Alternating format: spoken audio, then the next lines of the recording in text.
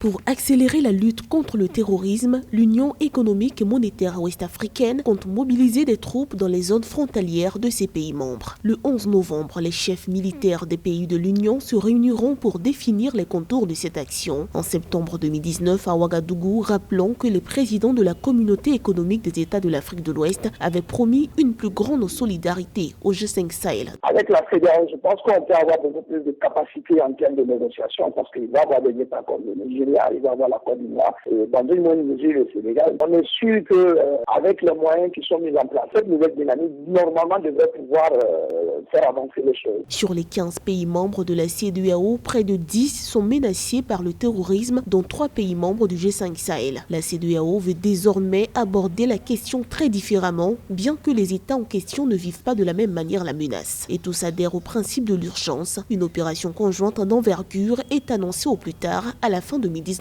ou début 2020. Nous voulons déterminer des zones comme la zone des 3 frontières Mali, Burkina, Niger, où nous allons faire des manœuvres conjointes, des présences solidaires qui vont nous permettre d'occuper l'espace, réduire l'espace des terroristes et permettre aussi à ces armées qui sont en proie à des attaques quotidiennes de souffler un peu. En septembre 2019, la CEDEAO a adopté un plan d'action d'$1 milliard pour la période 2020-2024 afin d'améliorer la lutte contre le terrorisme. Il faut dire que ces 4 dernières années, 2200 attaques ont eu lieu dans le Sahel, zone dans laquelle les moyens de lutte sont très limités.